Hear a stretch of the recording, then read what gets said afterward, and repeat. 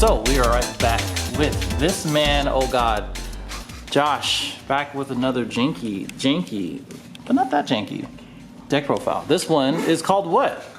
I like to call it Shenron and the Meme Dream. Okay.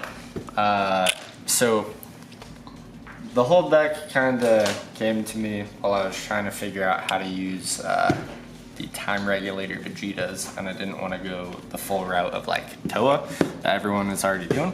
So you need to overwhelm with that, but you don't want to never see the Vegetas, as our boy Jaden has learned over there. So the best way to not miss out on playing your Vegetas is this boy. Okay. So you play Assembling the Squad, and you get them out for free or for 2 from your deck, and you keep recycling them, and no matter what, you're gonna get it back because of your desire cards. Okay. Let's go through the deck. So here is how it begins. First off, you need your balls, preferably all the black ones. Okay. Because they're beautiful. And then you got the 1-star balls. This and looks the messy Meme already. Dream continues Okay. with Krillin. Okay. So after that, you got radars to keep doing 1-star shenanigans. Okay. So go with 3 of those. So what is the direction? Is it hand destruction? Yeah, it's a hand destruction deck. So Okay. basically you're looping as many things as you can to get their hand to 0, and then you just kind of blow them out the same way that like Gogeta Shenron does. Okay. So core of 4 desires, but gotta have them all foiled or else this deck doesn't work. Wow. Yeah. Who knew?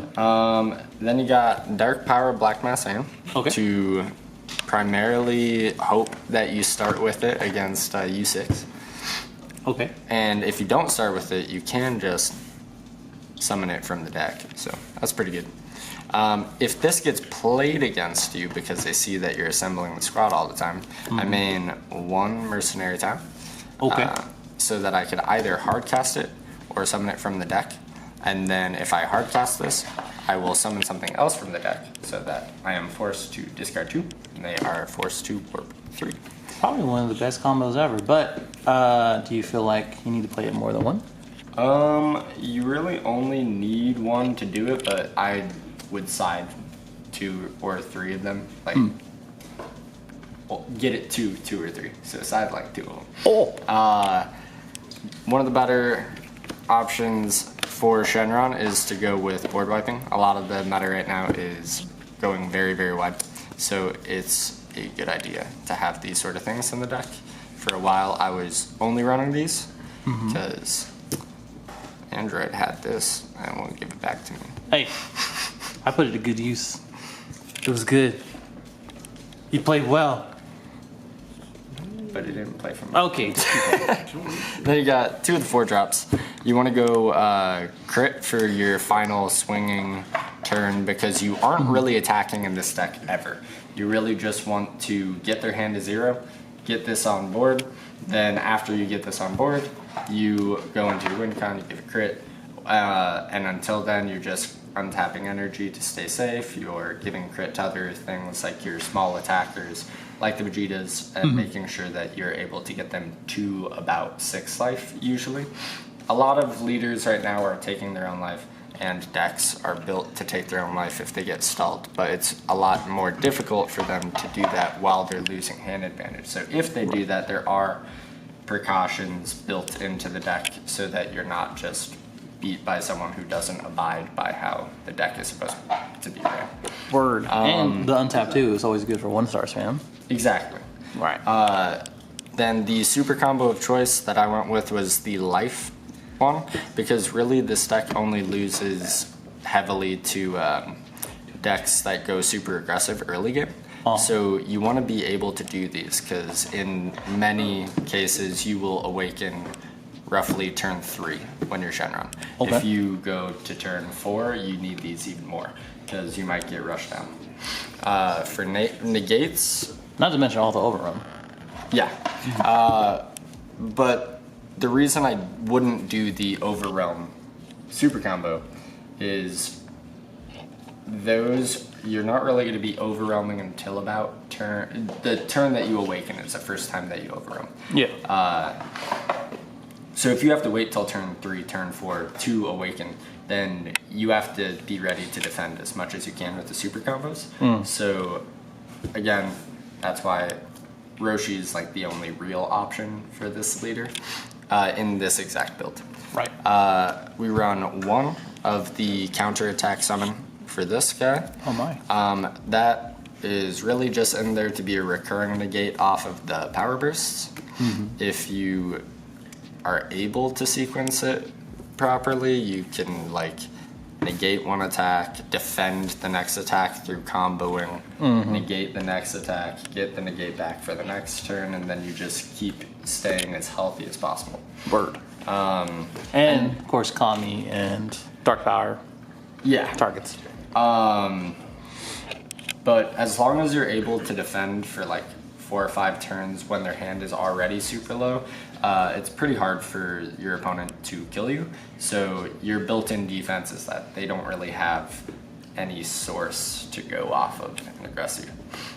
In order to be able to overwhelm frequently in this deck, you want to run Gravy. Again, you can summon cards like this from the deck. He's a 2-drop 15, and on the swing he's going to put 2 cards from the warp back into the drop. So the thing that I like about this card is it helps me overwhelm more. It also helps me grab the 1-star balls, because I'll warp all of them, I'll put them back, and then I'll use my radar to get them back, which also helps me fuel for bigger targets for overwhelming, because every time that you 1-star ball, that's 2 cards going into the drop. So if you swing with this, put those 2 back, and then you go into a radar into 2 1-star balls and use them all right away, that's 5 cards in the drop, and your biggest target only needs 5. Then the base idea behind the deck is to keep your hand up and your opponent's hand down. So these are how you're drawing. With these, you obviously need Overwhelm. So I like to go with more hand destruction. If my opponent is able to keep up in hand size, then you want to be able to outdraw them.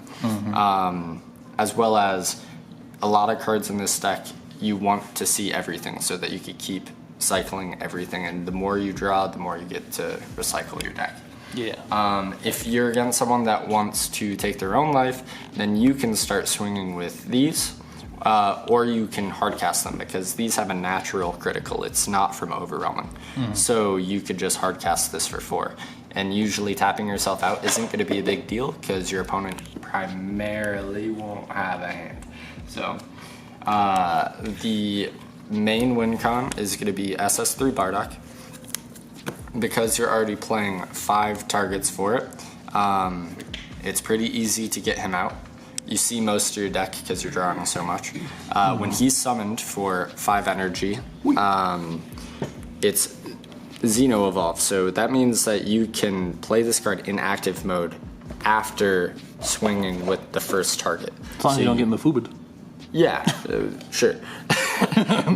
But in a perfect world where you don't get Mafubid, you swing for a crit, get them down to 3. They're not gonna have a hand, so usually, so they're gonna take the crit. They're gonna be down to 3. Then you summon this and you win. But if they are at 6 life, 8 life, something like that, then you're going to give this guy crit off of Shenron. Right. In order to get the balls back to be able to do that, so a lot of people are going to think, oh, you're never going to use that 3rd wish because you're running Overwhelm, which means now you can't send those cards out of the game. So this guy allows you to put 5 cards from your warp into your drop. So you put 5 of the balls. This puts the other 2 balls. Either this is going to be out already so you could swing with it, or when you swing with this guy after warping, being a crit, you put 2 balls back, evolve, put 5 balls back, and now you give triple attack to the triple striker, and give it critical if you have the Shenron out. Things to deal with certain decks are these guys. You really don't like the matchup with Kaioken. So if they're trying to get the 4-drop Shenron out to give it critical, you want to kill those. Sorry. But if you don't see it, or if you have to charge it early game, you're screwed. Well. Don't go against Kagain. Well. If they take their own life, or allow you to take them down to 3 pretty easily through crits, then you can just hardcast. Not hardcast this, but Dark Overwhelm this, and go for game that way. So it's got these 3 cards as just kind of things to round it out against the weird matchups. Word. Yeah, this one hurt me today. Yeah, I almost Gogeta Shenron. almost did it. Why yelling? But that's the Shenron meme dream. Tight. Overwhelming in Shenron is wild. Have It's fun. something. Anything that you would change? Anything that you would suggest as far as turns 1 through 4 to watch out for people who want to try it out? So turn 1 through 4. Your first turn, you search 2 balls, primarily a 1-star ball in there. If you start with a 1-star ball, obviously you're gonna go for regular Dragon Balls. And you're gonna 1-star ball, then the next turn you're gonna try and do the 1-star ball and a radar, get those 2 back, and then do it again on turn 3. You don't have to do all of that, except for the 2 1-star balls, because you have to awaken. But once you awaken, you want to source out a Vegeta, whether or not it's hard casting it or using your ability to summon it for free from your deck. And then you summon the Mira. If their hand is low enough that it's going to really hurt them to decide between 2 cards or that last card, and then they're banking off of every card that they draw to be their energy or how they play the game. And a lot of decks can't win on the fly of 1 card. So the Mira is usually what you're going for, but if you already got them low, then you want to go for hand power, you want to go for criticals. You really don't want to be giving your opponent free cards. So you kind of just sit there across from them, annoying them as long as you can until you get out your win cons with critical triple attack. Sounds like classic Shenron. It's classic Shenron stuff, but with a twist. Okay then. That is pretty much it for how it runs, and the turn by turn. Like turn 4, if you could get a Shenron out and they have no cards in hand, awesome. But it doesn't always happen that way. Sometimes you'll get him out turn 5 and turn 6. You're gonna go for the win con. But it's usually, like, I'd say 50-50. You'll just do the 1, 2, 3, 4, and then get the Shenron out, and then turn 5 get the Bardock out. By that time, usually your opponent doesn't have hand. Or it's low enough that you could just give triple attack if you count all the cards that are in their drop, from bursting, hand destruction, all of the different resources that they're losing will tell you how many negates they might be able to get and how many negates they might have in life. So if you think you can go for the win on that turn 5 without crit, it will usually be like they have no cards in hand, and then you go for it. Some of the games I lost or got close to losing were because they pulled the negate from the life. So just like Gogeta, you want to be able to give critical to the triple attacker. Things that I would change, it's pretty thought out and tested, where it's really difficult to get this exact type of deal going with a different build. You could do little changes like the different types of Bardocks that you use, whether or not you're going for more hand destruction. I tried a vanilla engine in it and it was fun, but it clogged my hand like crazy. I want to try it. Actually, I have them right here. I want to try it with these guys, but I haven't figured that out yet. So if that works, maybe you'll see something else. Meme Dream version 2. Okay then. Well, if that is it, let me know what you think in the comments below. Subscribe if you're new. Everybody say bye. Bye, long man.